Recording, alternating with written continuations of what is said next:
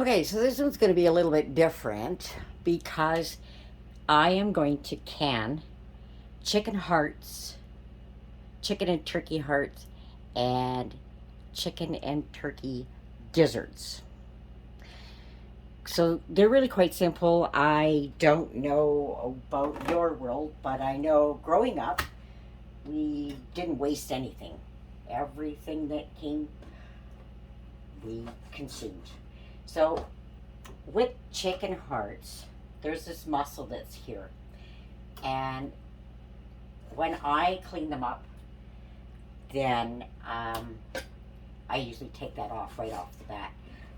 But the processor, she did them this year, and so I have to go through and take off that little bit of muscle that's sitting there.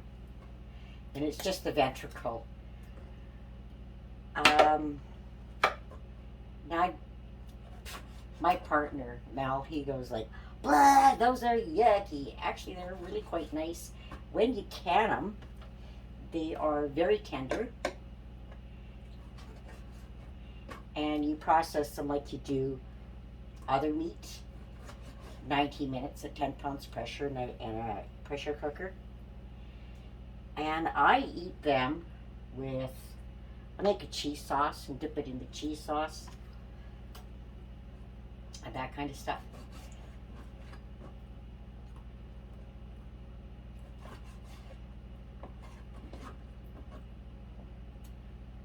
Now, if you get chickens processed, the hearts, they will keep them for you.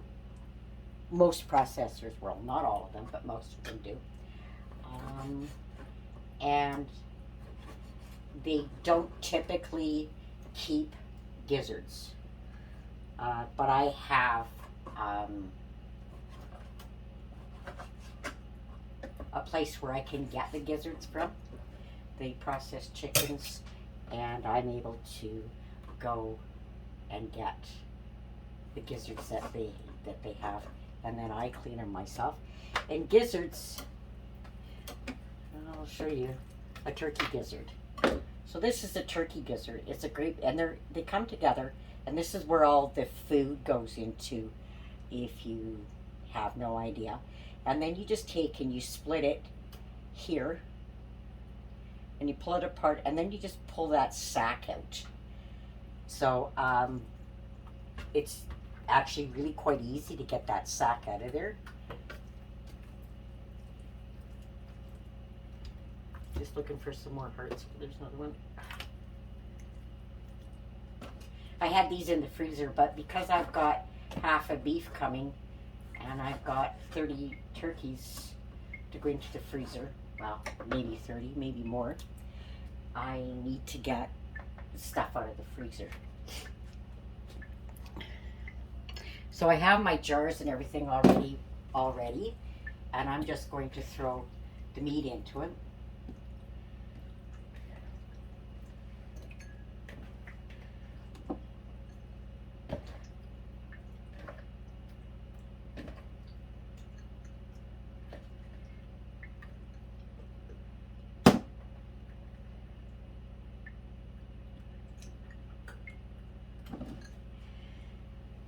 All right, I have to do one more. Put gizzard into this one. Now, because these are so large, I do cut them. Otherwise, they take up, there's too much airspace in the jar.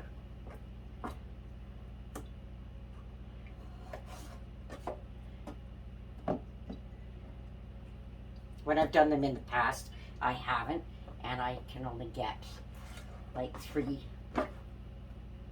gizzards.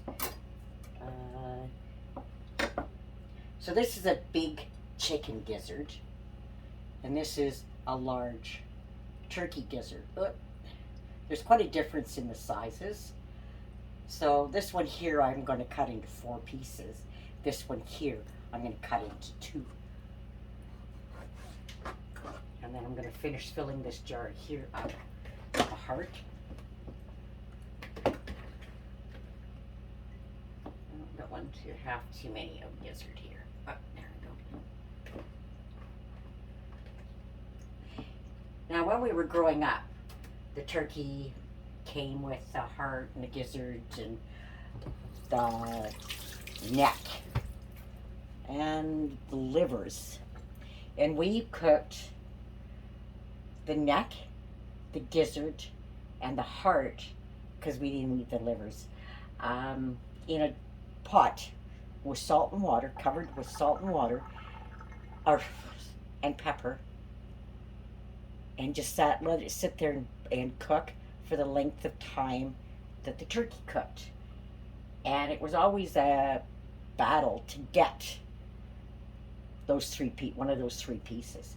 And there was 5 of us growing up, and I think I may be the only one left who still eats them. So, and I don't have any competition for eating them now, because Mal's not eating them. I think he would if he knew if he didn't know what he was eating.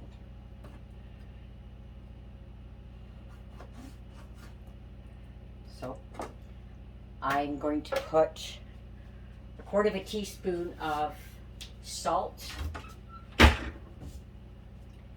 into these jars. Then I'm going to fill them up with water, boiling water, and I'm going to put in a pressure cooker for 90 minutes.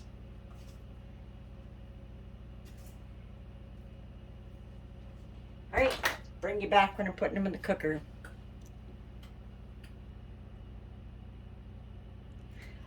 I have a turkey gizzard here, and it has got a lot of fat on it. That's one of the things you want to try and keep to a minimum, is the amount of fat that goes into that you put in with it. It's not bad or anything, it's just, for myself, I don't really care for the big quantity of fat. And when you have meat turkeys, and I have heritage, so I don't have this problem. This would have come from a meat turkey, one that's grown especially for meat. But see, look at the fat on this one, and look at the fat on this. This is what you want. You want it completely cleared off as best as you can, so you don't have all this additional fat on it.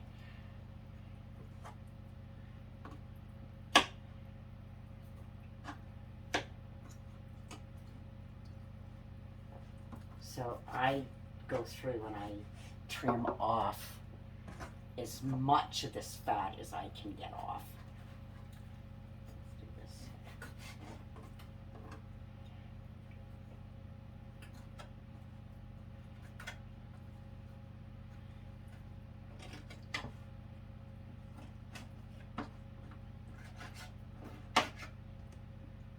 Sometimes you can get the turkey gizzards in the grocery store, or you can get gizzards and hearts in the grocery store.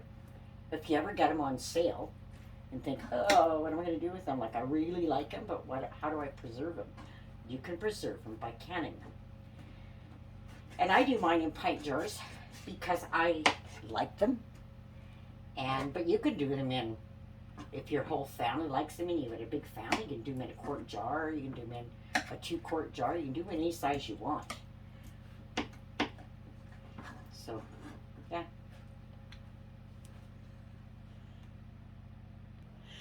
Okay, so now I have the salt in all the jars, and I'm just going to add boiling water to them. Because I'm going to be putting it into a hot pressure cooker. Make sure your jars are only filled to this line here, to the bottom of the line. If you put more in it, it's going to float naturally, and it's going to touch the lid, and then it's going to prevent it from sealing. And you don't want anything to touch that lid.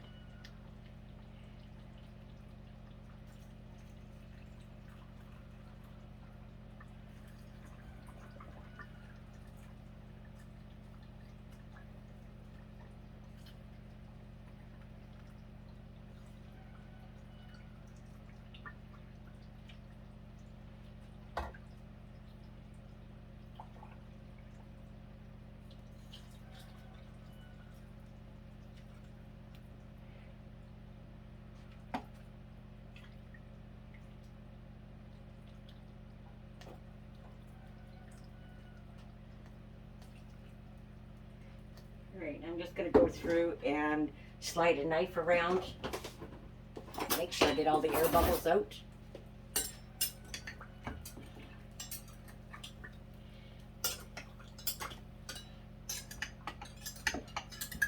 This one was just, that is one whole turkey gizzard.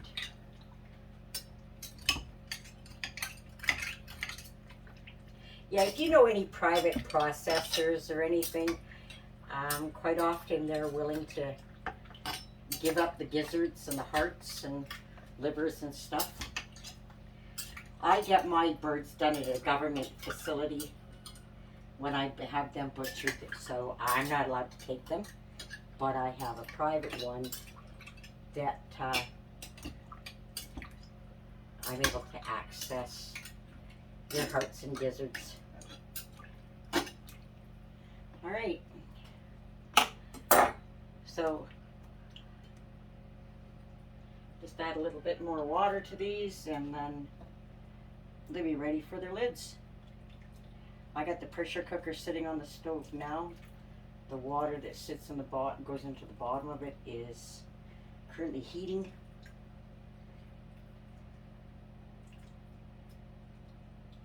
And some of these had quite a bit of air in them.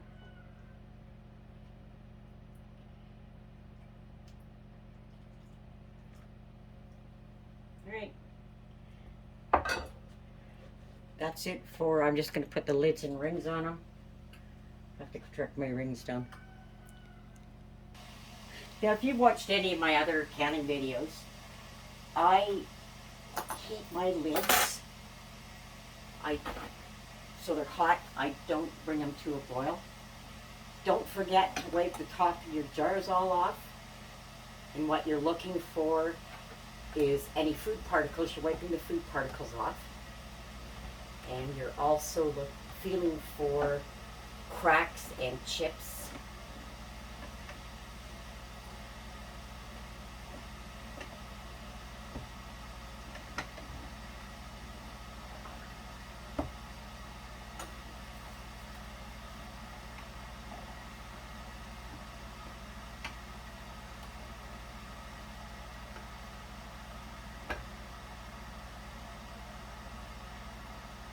So if you're thinking about canning, learning to can,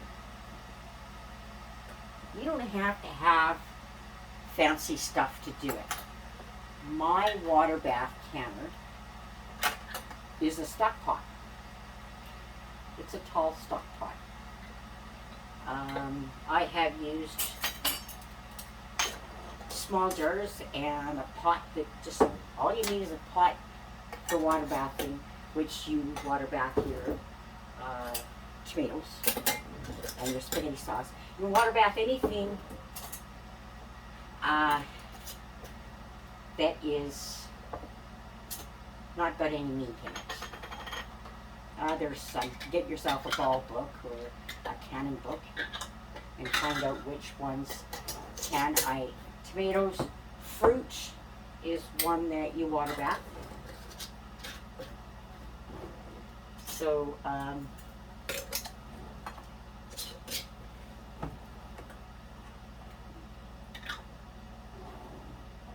ooh, ouch.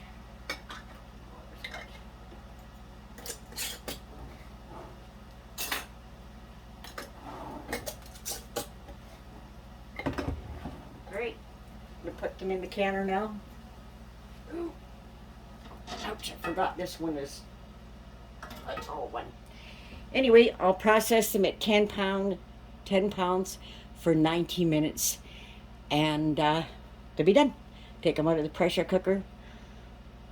Wait till tomorrow before you take rings off. Like, you wait 24 hours before you take your rings off. Gives them a good chance to seal. Yeah. Anyway, if you need more information, send me a message. I'm more than happy to give you some answers. Anyway, hope you have an awesome weekend. Bye-bye. So, the gizzards are finished processing. So I'll take them out of the cooker.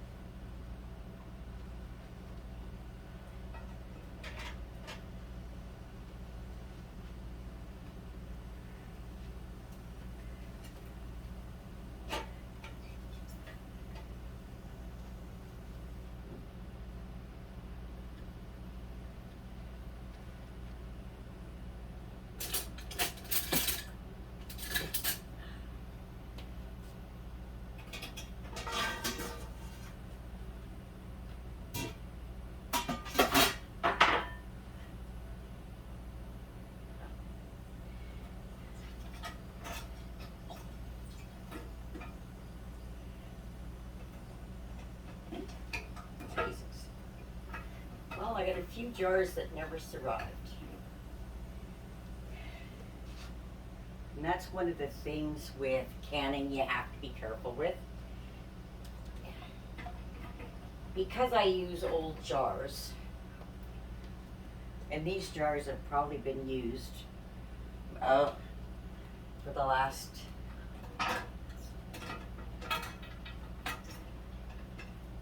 10, 12 years. I've got some that are older than that. And I expect periodically to lose a jar. And I've lost 2 of them in the cookie here. And I knew that there was a good chance that 2 of them had broken before I even got the lid put on. So I'm not surprised. I always expect to lose something. Ooh. And I'm a little short here trying to get these out of here.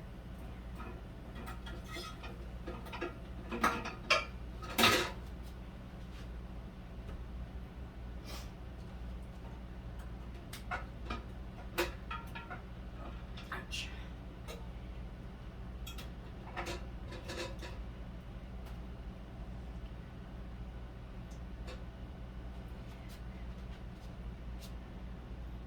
So,